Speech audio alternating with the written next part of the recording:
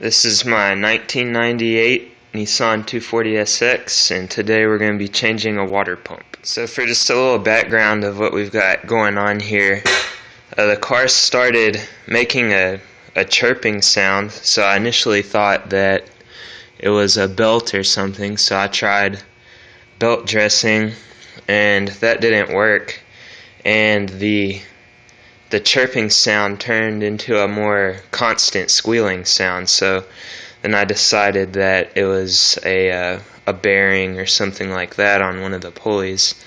So I went in here and put some penetrating oil on the back of the water pump pulley, and that quieted the noise, so that isolated the problem.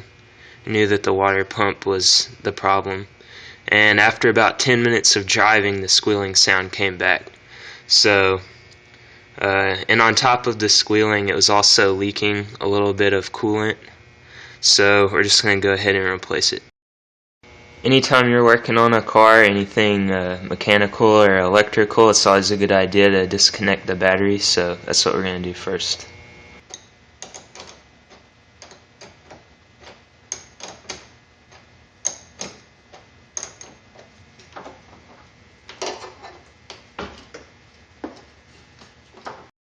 Drain all the coolant out of the car, so we're going to go ahead and take the cap off the top, and then we'll go under the car and drain it from the bottom. We're now under the front of the car, and this is on the driver's side. There's the drain plug for the radiator, and then we've got a little bucket right here that we're going to drain it into.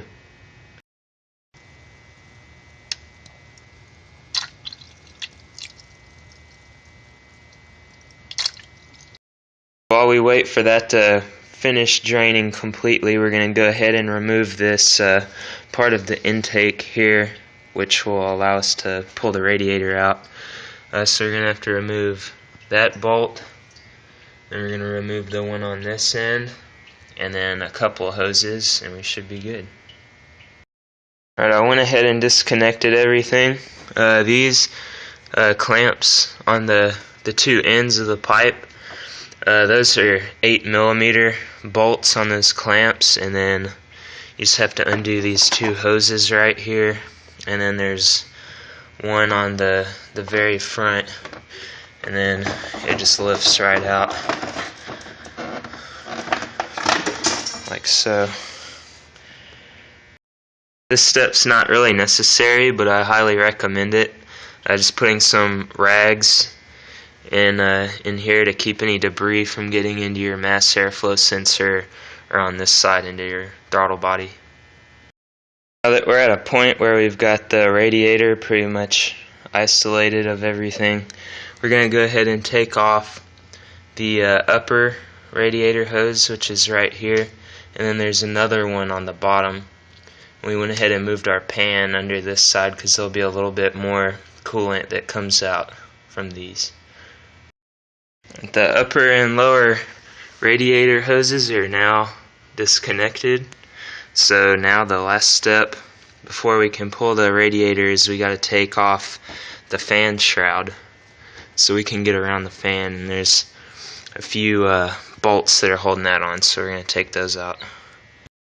I took out the two bolts at the top, the one there and the one here, and you can either use a Phillips head screwdriver or a 10mm socket, which is what I used.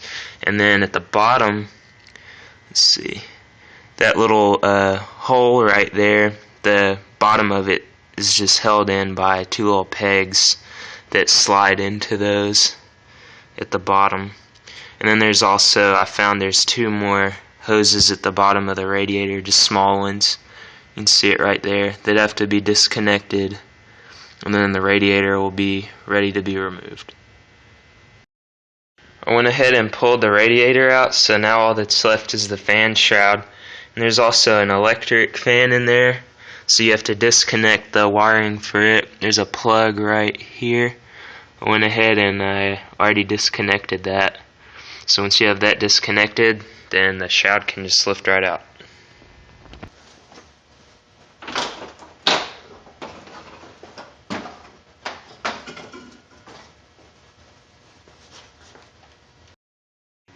Now we've got most of the big stuff out of the way. We got a lot more room in here now. So now we just have to, we're going to disconnect our fan from the fan clutch, which consists of 4 10mm bolts. We got the fan blades removed, and in the process we drew our first blood of the day, so we're starting to get some stuff done now. The next step is going to be to remove these 4 studs that are holding the fan clutch onto the water pump pulley. The fan clutch is now off, and I went ahead and left 2 of the studs in and ran a nut back up on them just to hold the pulley onto the water pump while we take this belt off. Upon further examination, I decided that a more simple solution, instead of messing with the bracket for the AC here to loosen the belt, I decided to just leave it where it is and take the studs out of the water pump, and the pulley actually just pulls right off, and once the pulley's off, then the belt's easy to take off.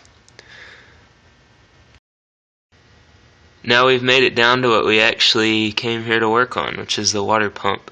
So we're going to remove, there's 5 12mm bolts that hold the water pump on, and once again, when the water pump comes off, there'll be a little bit of coolant come out, so we went ahead and moved our pan under here to catch any of that coolant.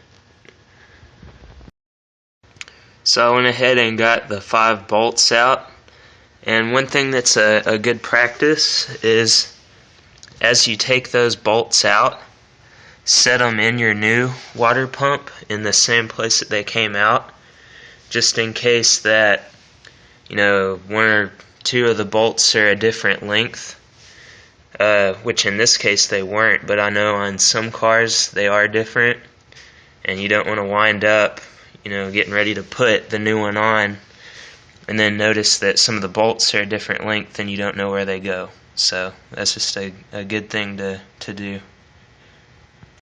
Alright, so now that we've got the bolts out of the water pump, it's ready to come off, so we're just going to give it a little tap with a rubber mallet and it should come right off. That broke the seal on it.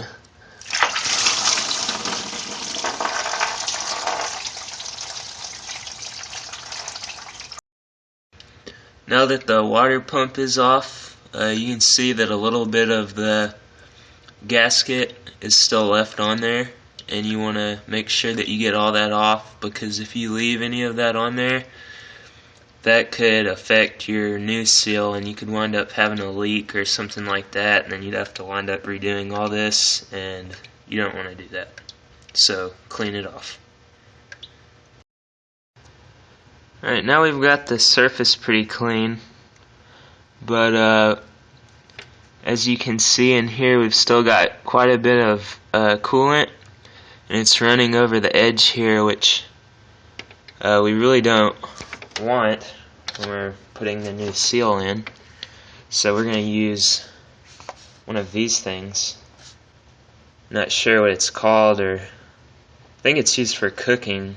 Not really sure, to be honest, but it works pretty good for pulling coolant out. I'm sure if you want to know what it's really made for, I'm sure there's probably lots of other YouTube videos out there for that. But we're going to use it to get this coolant out. And then we'll just drop it down into our pan below. And we're just going to continue to do this till we get that coolant to a low enough level to where it's not running over the edge and affecting our seal.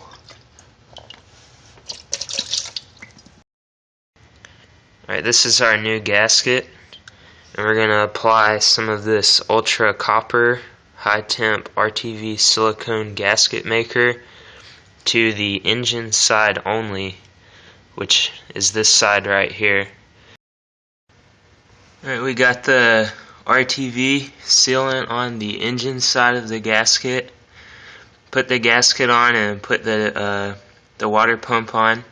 And we also put some of the RTV on each of the bolts on the threads so that when they drive down in there, it'll seal around the bolts really well also.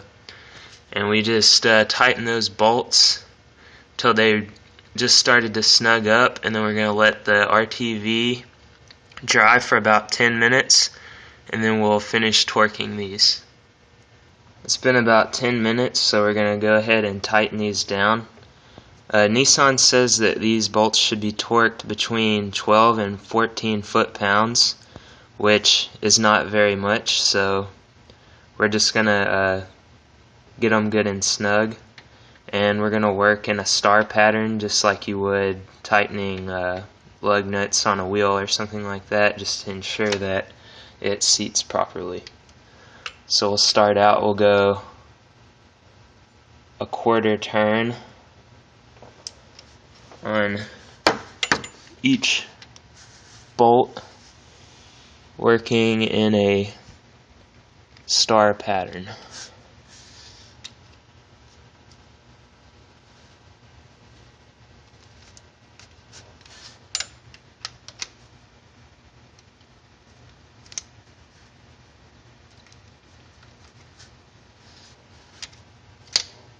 Last one. Alright, and then we're just going to give them one more once over just to make sure they're good and snug.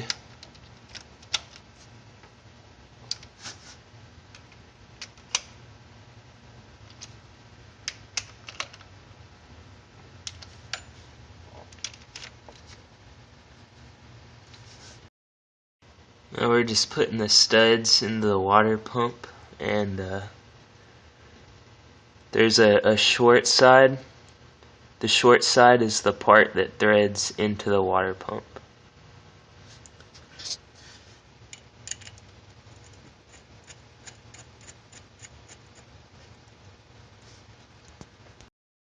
So we now got the pulley back on, the belt, and the fan clutch is put back on. Now we're going to put the fan blades back on. The fan is all the way back on now, so now we just have to reverse our steps, and first we're going to put the fan shroud back on and then the radiator. We've got the fan shroud roughly back into place, and don't forget to plug your electric fan back up right there. Another thing you'll want to consider is your radiator will probably be full of leaves and whatnot, just like this one. So what we're going to do is turn it around, and then we're going to use an air compressor to blow it out.